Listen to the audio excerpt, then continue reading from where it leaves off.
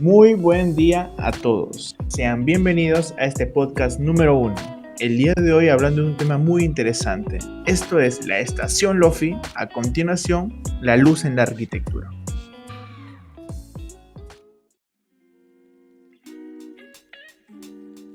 Bien, bienvenidos a todas las personas que estén escuchando este podcast. En esta ocasión vamos a ver un tema muy interesante sobre una reseña que escribí hace un buen tiempo, titulado La luz en la arquitectura más allá del reglamento. Una reseña que ponía en exposición cuál era el rol de la luz en la arquitectura, de manera espiritual, de manera conceptual, mucho más que reglamentaria. Sin embargo, para poder hablar de mejor manera, para poder tratar sobre este tema, tenemos la compañía de la arquitecta Minerlava Alexis. ¿Qué tal, Minerlava? ¿Cómo te encuentras? Buenas tardes, Brian, ¿qué tal? ¿Cómo estás? Aprovecho para dar un saludo a las personas que nos están oyendo en estos momentos. Si bien es cierto, el tema que estás hablando, bueno, que escribiste en parte de la reseña es muy importante, mira, ¿sabes? Porque siempre tendemos a imitar, ¿no? Lo que siempre ya está hecho y lo creemos como bueno o que está bien. Considero que hay dos puntos importantes que debemos tener bien en claro, ¿no? Que es el cómo hacerlo y qué es lo que vamos a hacer. Yo creo que la parte del cómo hacemos está muy ligado a la parte del reglamento, que es muy importante, es fundamental para poder iniciar un proyecto como una guía o una referencia. ¿Y qué es lo que hacemos? Ya es la parte secundaria en la que qué elementos vamos a utilizar del reglamento para poder hacer algo que es irreal, que sea tangible, ¿no? En este caso, cuando hablo de la luz, yo creo que la luz es una parte fundamental dentro de la arquitectura, ya sea natural o artificial. Yo creo que no se trata de iluminar por iluminar, ¿no? Sino el objetivo y el reto, creo que como nosotros como profesionales, es más utilizar la luz para crear espacios que brinden experiencias sensoriales y comunicativas, que sean parte de la vida de la gente. Considero que cuando hablamos de luz, necesariamente estamos hablando de confortabilidad, habitabilidad, permanencia, ya sea la luz natural o la luz artificial, ¿no? Para ambos. Sí, entiendo lo que mencionas, ¿no?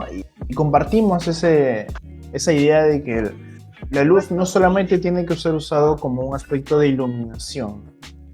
Sabemos muy bien que los arquitectos, los ingenieros, todos los profesionales metidos en la construcción y el diseño usan luces artificiales, luces naturales, ¿no? De forma indiscriminada muchas veces, lo cual afecta en demasía a la arquitectura en sí. Lo cual, para mí, ahí es donde hay un problema, en el momento del diseño. Cuando diseñamos, según yo, estamos en un cuaderno, estamos en la computadora, marcamos una línea, otra línea, hacemos la planta que funcione, dónde va el baño, dónde va la sala, la distribución, etc., ¿no? Pero manejamos esto conforme a una antropometría. Aquí es donde viene el reglamento, que te dice, un cuarto, tantos metros cuadrados, una sala, tantos metros cuadrados, baño, tantos metros cuadrados. Ahora bien, ya cumplí con mi base arquitectónica. Ahora vamos a instalaciones. Instalación eléctrica y sanitaria. Pero ¿dónde está un reglamento de luces? El reglamento de luces te dice una sala, 250 luces. Una cocina, 400 luces. Un estudio, una escalera, cuarto de aseo, etc., ¿no? ¿Cree que eso es la iluminación en un ambiente? Ojo, entiendo que toda la normatividad se ha hecho en base a la habitabilidad, pero todo el concepto, toda esa esencia de la luz está ligada a 150 luxes en un ambiente únicamente. ¿Qué cree usted sobre esto? Mira, justo que ahora acabas de nombrar acerca de los planos de ingeniería que también tiene que considerarse que son fundamentales. Me acabo de acordar de algo muy importante. Recuerdo que uno de mis docentes, César Acuña, un arquitecto muy respetado, muy buen investigador y muy buen educador sobre todo, como persona súper buena, él me dijo algo interesante, ¿no? Y lo quisiera compartir. Él me decía que todo proyecto siempre es resultado de una ida y vuelta constante.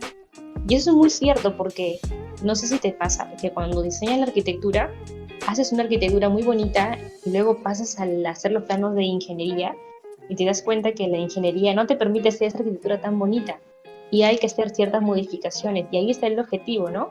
En tratar de no romper lo que has hecho y tratar de encajar bien en la parte de la plomería.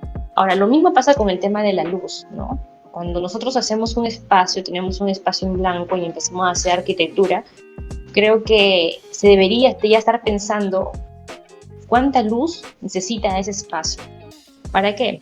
Para que cuando se termine la arquitectura y no hagamos al final el plano de instalaciones eléctricas, tengamos que hacer modificaciones en cuanto a espacios, en cuanto a dónde deberían estar las luces auxiliares, dónde debería estar la luz del foco puntual principal. O sea, todos esos detalles son importantes, ¿no?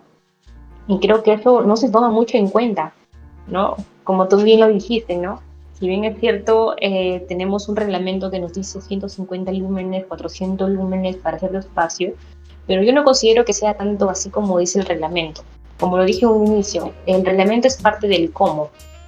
Ahora, ¿qué es lo que se hace? Creo que se considera cuál es la parte más fundamental y la guía más importante para poder quedar en ese espacio. Y a través del cálculo que se saca del espacio, dotar a ese mismo de habitabilidad, confortabilidad, ¿no? Porque si bien es cierto, el espacio que se necesita, la luz necesaria para una sala no es el mismo para una cocina. Ahora, esa cocina no es lo mismo para un dormitorio. Eso es lo que dice el reglamento, ¿verdad? Pero ya depende del proyectista o del arquitecto qué tipo de sensaciones quiere dar al cliente. Y cómo es el cliente, cómo es la vida del cliente. Hay algunos clientes que les gusta leer muchísimo, entonces para ellos se necesita otros tipos de luces auxiliares, por ejemplo en este caso la artificial, como son los apliques, ¿no? O hay otros que no les gusta leer y son más intuitivos, más apegados a la música. Entonces creo que eso influye muchísimo en cómo diseñar, ¿no? Y todo parte de una guía que es importante el reglamento, pero no es lo que se debe hacer, sino es cómo, para qué es lo que se va a hacer. Y eso es importante. Y igual, ¿no? Pasa con la luz natural, ¿no? Creo que la luz natural ahora ha quedado en segundo plano a través de la misma sistematización y tecnología. En cuanto a la luz natural es muy importante, pero no lo estamos considerando al tope, ¿no? Si bien es cierto el reglamento nos dice un 30%, ya está bien un 30%, pero seamos honestos, hay espacios que son muy pequeños y esos espacios con el 30% aplicado te queda un área mínima que a la justa se alcanza para 2 dormitorios y 2 dormitorios no es una vivienda. Entonces, en esos casos sí se necesita parte de la tecnología y un sistema mecánico para poder ayudar a habitabilidad. Pero cuando hablamos de espacios grandes, es parte de un pecado no iluminar bien el espacio. Claro, entiendo la premisa, ¿no? La luz tiene que saberse usar dependiendo de lo que se necesite, más de si es obligatorio, ¿no? Y claro, yo también opino que el reglamento es una guía, no es una verdad absoluta, sino es una guía de cómo se puede hacer, ¿no? Lo que sí considero, y creo que es un problema muy fuerte, es que hoy en día vemos que esa guía que decimos nosotros es tomado como un rajatabla, ¿no? Como sí o sí tengo que hacerlo así, sí o sí tengo que hacer esta medida, sí o sí tengo que hacer el mínimo reglamentario para que mi arquitectura sea aplicada recién, ¿no? Cuando la arquitectura no se basa en números, no se basa en aspectos cuantitativos, sino en aspectos cualitativos. Una sensación no se mide, una atmósfera no se... Es cierto que existen instrumentos para medirlos, pero es muy sensorial, es esa capacidad del ser humano de sentirlo. Entonces, no podemos hablar de números cuando el ser humano no lo siente así. Yo estaba viendo hace poco una conferencia en la cual el arquitecto exponía la idea de que es muy importante llevar siempre un cuaderno y un lápiz a todos los lugares donde vayamos. ¿Por qué? Porque cuando tú vayas y te sientas bien en un ambiente, sepas y dibujes el por qué te sientes bien en ese ambiente. Y te darás cuenta que hay un mundo detrás de ello. El ambiente no se centra únicamente en el espacio, sino también en los muros, sino también en el techo, en el piso, en los materiales. Hay una estrategia completa, ¿no? O sea, sabemos que la arquitectura es una ciencia.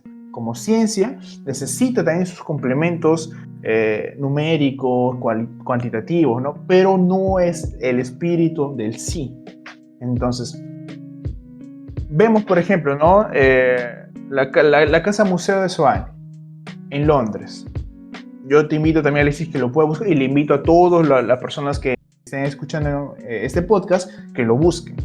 ¿Por qué? Porque esta vivienda ubicada en Londres, ¿no? Se convirtió en un museo de la luz, un museo de la arquitectura. Diseñada por Edito Soane, vemos entrando como si fuese una fachada normal, ingresas y ves tal manejo de la luz increíble completamente, en las cuales te das cuenta que la luz es una inspiración, lo cual es algo maravilloso, creo yo, y es ese punto de inspiración, de motivación, los cuales se ha perdido en el tiempo. ¿Es posible recobrarlo? Sí es posible, mientras que los arquitectos cambien el chip numérico a un chip espiritual. Obviamente, como todo profesional, es necesario saberlo, pero no es lo único que tienes que saber. Busquemos diferentes respuestas, y yo estoy muy seguro que si le damos vuelta a esto, veremos que ahí va a haber viviendas, lotes con un gran manejo de la luz, sin necesidad de hacer grandes pozos de luz y quitándonos áreas de uso. Recorrimos que a más ambientes no es lo bueno. No, el que tengamos más área construida, más área techada, no sea mejor. Exacto, no, inclusive se iba a decir que para proyectos pequeños, por ejemplo, una opción es la iluminación cenital, ¿no? Quizás cuando no podemos hacer espacios, no podemos definir un espacio netamente, un pozo completo para un proyecto, la luz cenital en cierto modo nos ayuda, ¿no? Levantar techos altos, jugar un poco con las alturas de los techos, generar dobles alturas. Eso nos ayuda a generar una iluminación natural diferente, y eso es importante. Existen muchas estrategias, existen muchas tipologías, muchos métodos para poder aprovechar todo, tanto la ventilación como la iluminación. El manejo de la luz hoy en día creo que se resume a un render. No sé si coincides conmigo. Vemos un render bonito, un 3D, y creemos que es lo máximo. Ojo, que yo no estoy en contra de eso, ¿no? Mientras ese render esté bien pensado y solucionado, para mí es un ok. Ahora, el manejo de la luz para mí tiene que ser conceptual, completamente. ¿Por qué? Porque lo vemos en muchas obras, ¿no? Obras míticas, el Pabellón de Barcelona, vemos el Panteón Romano, vemos, no sé, las iglesias bizantinas, ¿no? En las cuales el manejo de la luz es algo mucho más sensitivo. Si la arquitectura es sensitiva, entonces los elementos que la componen también tienen que serlo. Sí, justamente ahora que lo nombras, la realidad virtual nos hace, digamos, alterar un poco de lo que sería en la realidad normal, ¿no? De la gente, ¿no? Por ejemplo, yo he visto muchos proyectos que a veces tienen pequeños pozos de luz y tú ves, wow, la iluminación como ingresa de manera angular, ilumina todo el espacio, pero ¿qué pasa tú cuando vas a hacer tu proyecto y ves que un pequeño pozo no ilumina tanto? Entonces, las nuevas herramientas que están saliendo ahora, como para hacer visualización, el Photoshop, Illustrator, o sea, todas esas herramientas que nos ayudan a nosotros, nos hacen alterar una realidad que no existe, ¿no? O por ejemplo también cuando surge el tema de los materiales, ¿no? A veces ponemos materiales muy bonitos, pero que en realidad lo alteramos bastante con la iluminación, lo alteramos con los tonos y se ven materiales, wow, súper bien, pero que en la realidad no son así. Entonces creo que el rol de la realidad virtual más que todo es asombrar el ojo del cliente, ¿no? Pero seamos honestos, a veces hay proyectos en los que no son bien iluminados y tienen pequeños pozos de luz, y el mismo render con la misma edición hacen que ese pozo ilumine todo un cuarto y en la vida real no es así, no ilumina nada en realidad, ¿no? Y eso fue algo que a mí me pasó, ¿no? Yo hice un pequeño proyecto, y el proyecto era muy pequeño y quise hacer un pozo pequeño, y dije, bueno, este pozo me va a iluminar, ¿no? También con la típica idea, ¿no? Si he visto que de otros ilumina, ¿por qué el mío no va a iluminar? Y cuando fui a renderizar me di cuenta que no, que por más ángulo que le colocaba en el render, no iluminaba. Y obviamente tuve que cambiar el proyecto porque no voy a vender algo así. Y es ahí donde está el talón de Aquiles de nuestra generación al menos. Cada proyecto es una realidad distinta. Siendo una realidad distinta necesitas una sensación distinta. Y como lo mencionabas antes, ¿no? Dependiendo del espacio en el que tú estés diseñando, dependerá mucho el manejo de la luz artificial, natural, de las sensaciones que vayas a generar, de la habitabilidad que quieras generar. Es ahí donde está también la arquitectura como arte, como concepto, como vida, como lo quieran llamar ustedes, ¿no? Exacto, exacto. Lo que tú dices tienes mucha razón, ¿sabes por qué? Y justamente ahora que tomas el tema del terreno, es importante porque cada terreno es totalmente diferente. ¿Por qué? Por el simple hecho que la orientación del sol y del viento es totalmente diferente por su ubicación. O sea, tenemos un norte que define el punto de referencia de ubicación de ese lote. Entonces, si nosotros tendemos a copiar lo que hay en otros proyectos, obviamente que nuestro proyecto va a ser una copia y no va a funcionar. ¿Por qué? Porque a veces ponemos ventanas por poner, ponemos las luces por poner por donde no debería estar, pero siempre hay una razón, ¿no? Hay una razón del por qué.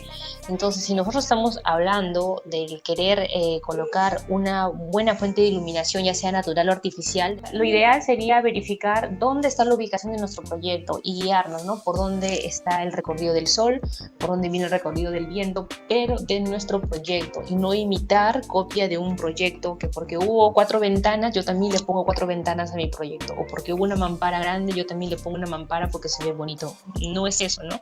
Sino la idea nace de un estudio y para ello es importante ir a campo, verificar el terreno, ver su ubicación, para nosotros poder direccionar y ubicar correctamente dónde deberían ir las ventanas. Sí, completamente de acuerdo, ¿no? Como vemos, siempre el reglamento va a estar con nosotros. Sabemos muy bien que si tú cumples una norma, es lo correcto, pero no olvides que eres arquitecto, que eres una persona pensante, eres motivador. Como motivador, tienes muchos roles que cumplir. Estás a cargo de muchas cosas. Entonces, seamos responsables en ese sentido y vivamos más la arquitectura. Veamos qué se siente tocar un muro. Veamos qué temperatura existe. ¿Se ve bien? ¿No se ve bien? Hay muy poca iluminación. Todos esos elementos tienen que saberse. Por lo tanto, y para concluir el tema, yo como lo digo y lo menciono en la reseña, para mí la luz en la arquitectura es un elemento sumamente importante. Es un elemento natural que tiene que ser siempre sí o sí llevado a la arquitectura. Hagamos que la arquitectura que vamos a hacer sea mítica, sea única, sea única y de valor para la gente que lo va a usar. Entonces, tenemos muchas responsabilidades que cumplir. Entonces, hagámoslo, pongamos manos a la obra y empecemos a entenderlo mejor. Muchas gracias a todos por haber estado en este podcast. Estoy muy agradecido también por haber tenido la compañía de Minerlava. Así que muchas gracias a todos. Y Minerlava, no sé si quieres decir algunas últimas palabras. Bueno, nada, más que todo, nuevamente invitar a las personas que nos están oyendo para poder crear una retroalimentación y así poder decirnos qué temas a ellos les interesan y que nosotros podamos comentar, interactuar y reflexionar acerca de ello. Muchas gracias a todos por haber escuchado este podcast número 1. Esto ha sido La Estación Lofi. Hasta la próxima.